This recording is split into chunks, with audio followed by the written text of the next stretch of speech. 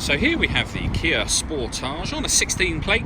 I'm going to start off by showing you around the outside of the car, and then we'll hop in and run through some controls on the inside. But from the outside you can see it's a 5-door car with alloy wheels and tinted windows. Let's start off inside the boot and then we'll work our way around the rest of the car from there. As we approach the boot, you can see we have reversing sensors. There's plenty of boot space, along with that 60/40 split folding rear seat, and then you can increase that space even further by lifting this tray section, and you can also see that we have a space saver spare wheel underneath there.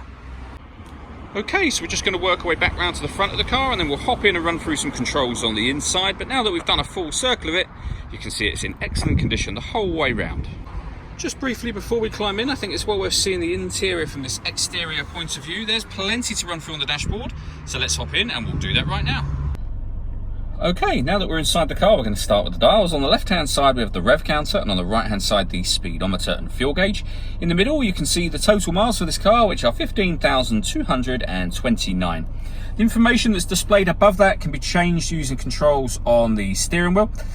So you can have various different bits of fuel economy information, that digital readout for the speedometer, or satellite navigation, vehicle systems, audio menu, various settings, and then user settings, and back round to the beginning again. And to go through all of that information, you use these controls just here. We've also got cruise control over that side of the steering wheel.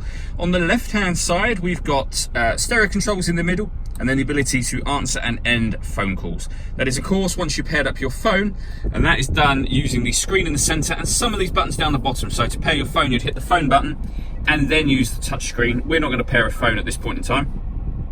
When it comes to music in this car, we have AM, FM and DAB digital radio. You can press the media button down below to access your own music. Nothing is connected at the moment, but you can listen to your music via the auxiliary input, the USB input, and you can also stream your music wirelessly via Bluetooth audio as well. On top of all of that, this car's got satellite navigation. There's a full video showing how that works on both our website and Facebook page. And if I put the car into reverse, we have, along with the parking sensors, which you can hear beeping now, we have a full colour reversing camera with guidelines showing you what direction you're headed in relation to the image that's on the screen. We then have dual zone climate control. You can adjust the passenger and driver temperatures, the fan speed up, and of course down from here. You can determine where you'd like the air to be distributed within the car. That button turns the air conditioning on and off. It's on at the moment, so off, back on again, or you can hit auto, and the car will now maintain the temperatures you've asked for by taking full control of the fan speed for you. You can override that at any time you wish to by simply readjusting the fans yourself. Working our way down, we have two 12-volt charging sockets, so you can charge mobile phones, etc. Auxiliary and USB inputs that I mentioned a moment ago. A 6-speed manual gearbox, and then these 3 buttons here. So you can turn off the parking sensors.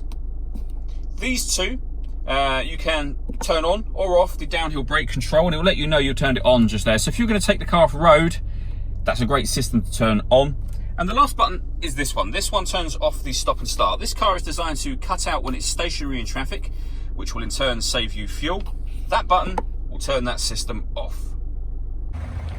All that leaves me to say is thank you for taking the time to watch this video. If you'd like to come and see the car in person and have a test drive, please feel free to call any of our MJA sites. We'd love to hear from you soon.